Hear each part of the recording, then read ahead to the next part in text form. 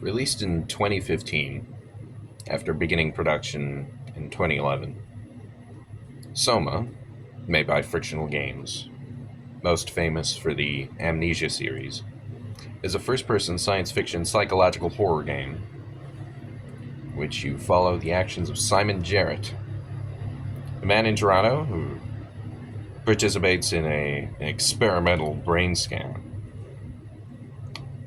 After a near-lethal car crash that killed his girlfriend and gave him lasting brain damage.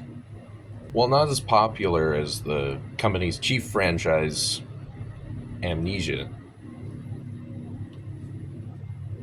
SOMA sold a whopping 450,000 copies after 1 year of release, and as it currently stands, has made a gross $46,858,265 in the years since it's been released. It should be noted that this video will contain spoilers for the entire game, so if you don't want it spoiled like I had, then you should definitely check it out. I believe it might still be on sale, and if you're interested, you should definitely play it. Also, if I had played it roughly around the time of release, I probably would have been scared shitless and couldn't progress. I was a big old pansy when I was 9 years old. But as I am now, the horror elements really didn't affect me as much, so I'm definitely not the target demographic of the game. I also had the major plot elements completely spoiled to me before I downloaded the game. That said, SOMA is fucking awesome. Didn't hear you come in. Simon Jarrett, right? Dr. Munchie? Well, it's just Mr. Munchie, but I'm working on it.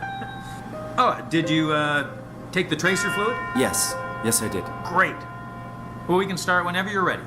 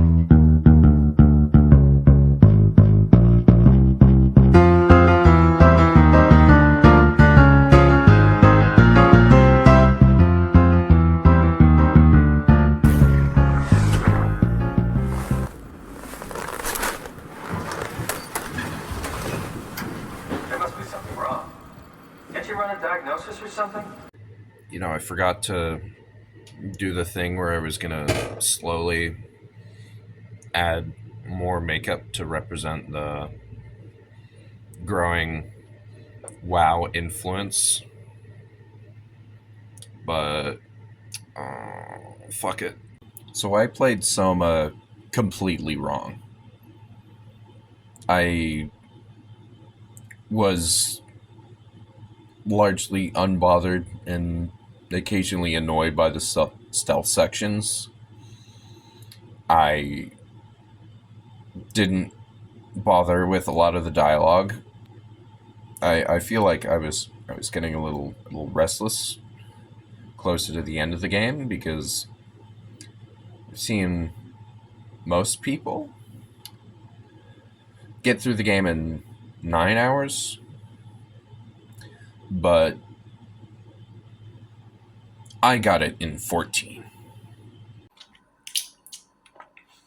Oh yeah, and I turned up the brightness a whole lot as well, especially in one of the interior sequences where you have to go out of the vent into a, kind of a circular hallway or a round series of corridors that loop back. There's no actual exit. You're supposed to evade the monster, go to the very end, boot up the terminal, and then walk back to the vent and leave. And this actually happened in a couple of sequences. I ended up saving and quitting after I left the vent, because you can save and quit at any time. So I ended up save scumming through a lot of the more frustrating parts. Because, okay, so you're supposed to tell me, like, I can get behind the fact that Simon Jarrett stumbles all over himself every step of the way because he's a cyborg in a walking corpse of a suit that's been rotting in the facility filled with structure gel for like months.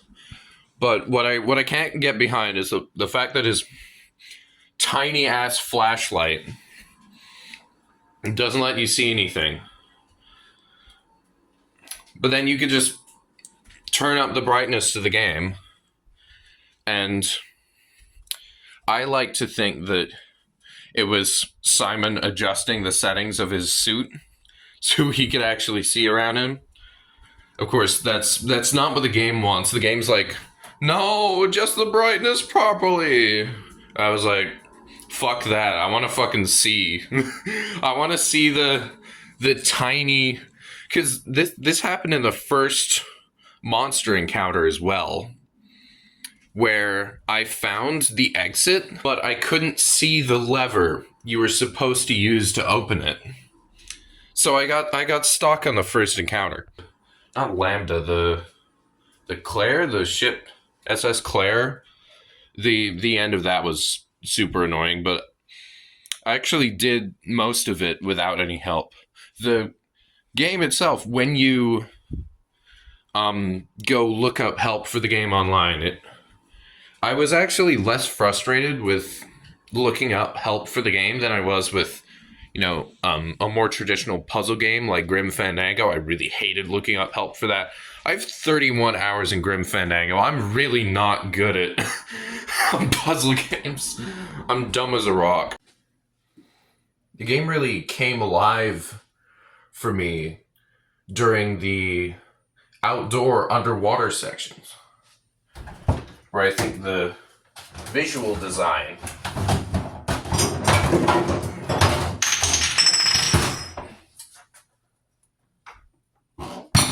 of the underwater spaces really shines.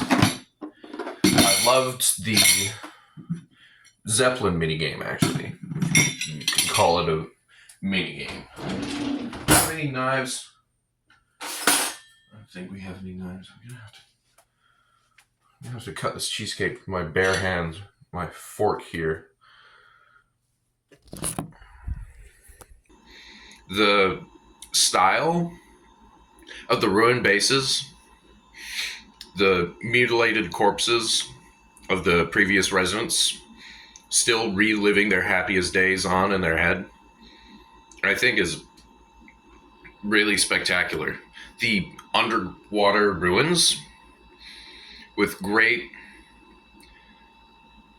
towering vistas above you, I think that was excellent. The game doesn't really want you looking at the monsters, though, and I think that's a good thing. If you're gonna go look at some engage with the community post-game, then find out that the guys with giant glowing anemone blobs for heads are actually completely naked, and their in-game genitals on display. I think that's just the kind of out-of-game community engagement that I'm looking for, and the community is stuck around really well. The community is still making SOMA content in 2023, 2024, and that's the bandwagon I'm hoping of catching. What the game doesn't do as positively, however, is portray the regular day-to-day goings-on of the actual workers in the underwater facilities at Phi 2, Omicron, Theta, Alpha. The characters only seem to be portrayed immediately before or in the ongoing aftermath of catastrophe. And that's perfectly fine. What we don't see, however, is how the humans, as well as the sentient machines who think they're humans, do to pass the time.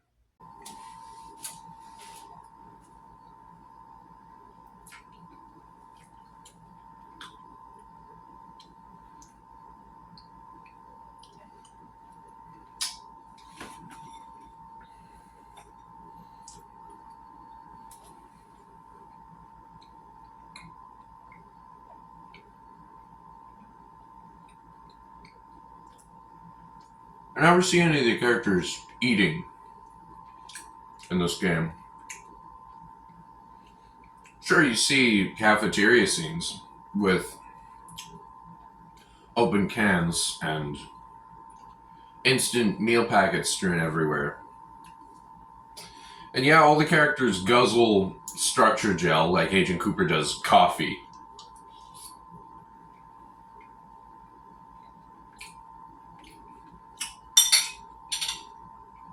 But since the robots in the game are supposed to be sentient humans programmed into these suits, and they construct the fiction around them so to themselves they appear normal, why don't they try to eat anything? In BioShock, and you can completely miss this, BioShock 1, there's a female splicer who's cradling a gun in a baby carriage. And you can see with a lot of the splicers, they have gone completely nuts.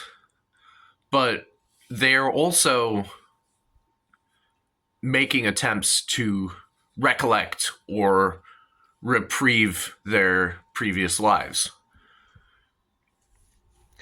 SOMA really doesn't do this.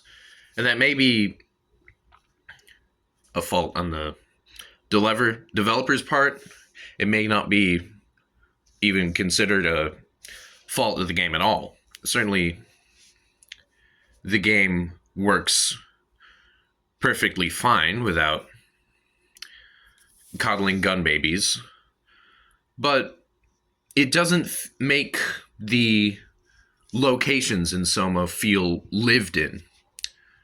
I never had the urge to stay in any of them, except for, of course, the outdoor underwater areas, because they just felt so much more immersive and fun than the indoor areas.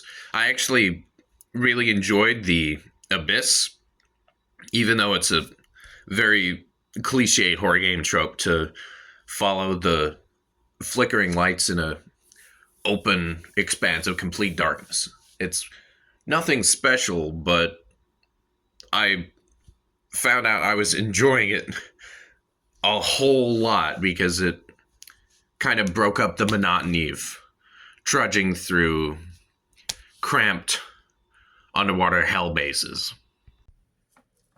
In the murky gloom of the bottom of the ocean,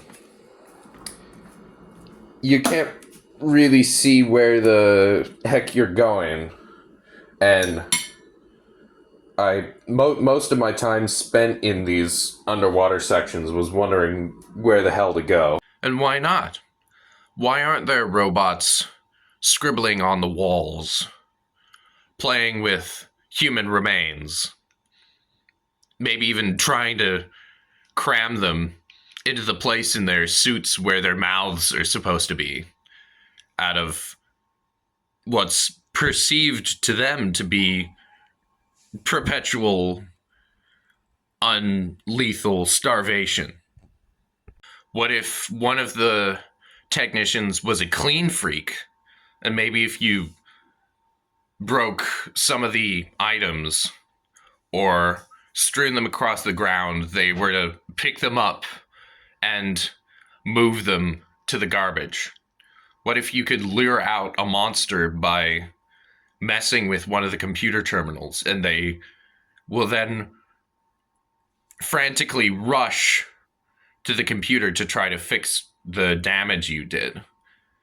The point I'm getting at here is, yes, it's a grandiose,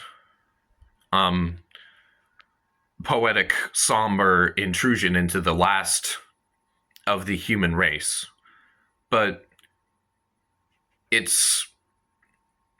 I get the feeling the game is much more focused on the psychological element than the logistical or logical actions of the characters. And the reason I'm so caught up on this is because the actual dichotomy between fallible human emotion and cold, hard logic is because it's actually illustrated in the two heroes of the game, Simon Jarrett and Catherine Chun. Jarrett and Chun being the physical opposites, Jarrett still occupying fleshy bodies, and Catherine a literal face on a screen, as removed from humanity as anything. But the game seems completely married to Jarrett's perspective, that of a human being, lost and alone, frantically scrabbling through the remains of what's left and trying to find some semblance of happiness or closure. And, of course, Catherine is very practical, very logical. She's not heartless. She ends up having the last of humanity's best intentions at heart. The game alludes, even in the title screen, the game alludes to a possible betrayal. That Catherine is secretly working for WoW and wants to destroy the last of humanity, and she will stab Simon in the back. The game doesn't actually do this. To its credit, it's Simon in the end who breaks and basically out of frustration and anger kills his last companion in the world. A lot of people don't like the end of the game. They think it's unrealistic, it's overly dramatic, and not necessary. And in this point, I actually disagree. Simon Jarrett is characterized to be emotional, very unput together. And even though he has the quote-unquote sound mind, sound body that Catherine sees in him, he's really just a regular guy. He's not been put to work in the undersea laboratories that the other characters in the game has. So it would make sense that after just a day of living in his little robot body, he wouldn't really have internalized everything she said about their situation. I actually think it makes sense that he lashes out and flips the fuck out and punches her. And I think in the game, narratively anyway, it's inferred that that's how most or a number of the hostile entities began, by lashing out in anger and confusion. And I think that's what the game does pretty spot on. Catherine is very literal and technical, which makes sense. She is the chief engineer and designer of the ARC project, the one that gets the last scanned human consciousnesses out into space for the next couple of thousand years. She is much less perturbed about the casualties, such to the point that to her human peers, when she was alive, she began to seem like a cold-hearted, calculating machine. The game seems obsessed with this dichotomy, man versus machine. What makes someone human? What makes something not human? The lines are blurred, of course, but the parallel is clearly drawn. What gets to be considered human? What is worthy of empathy? What do emotions even matter? And is a goal of any kind worth pursuing when the stakes already seem so hopeless?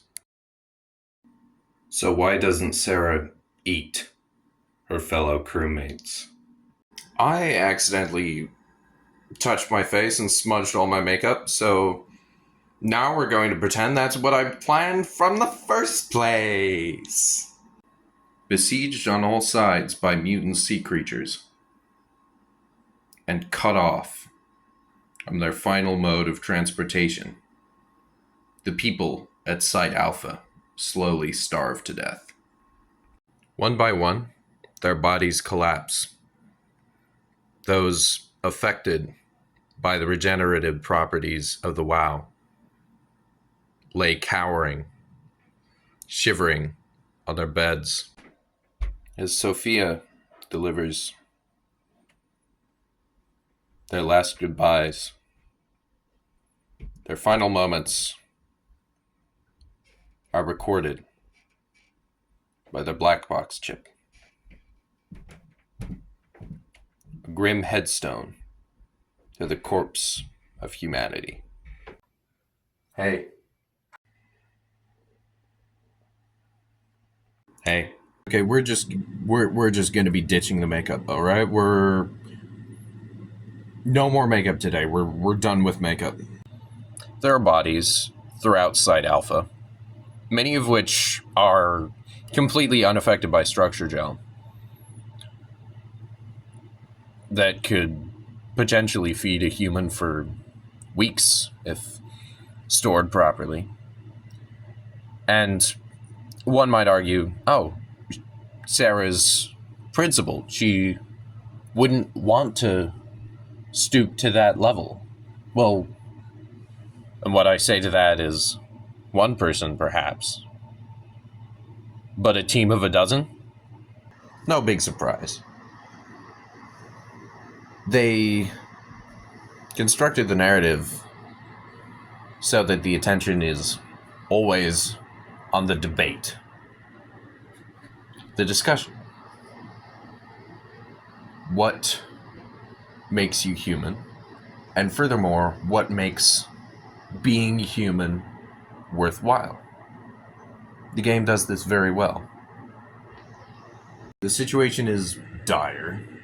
The last dregs of humanity are stuck, cramped at the bottom of the ocean, leaking gooey tentacles on the floor. But so what? I got a job to do.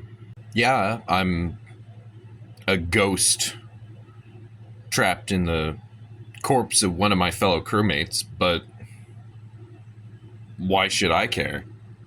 I got over that weeks ago. All I'm doing is sitting around here. I might as well tidy up the place, make sure my accommodations are at least somewhat livable. Clean up a bit, patch the leaks. Maybe replace a couple of the flickering bulbs once in a while.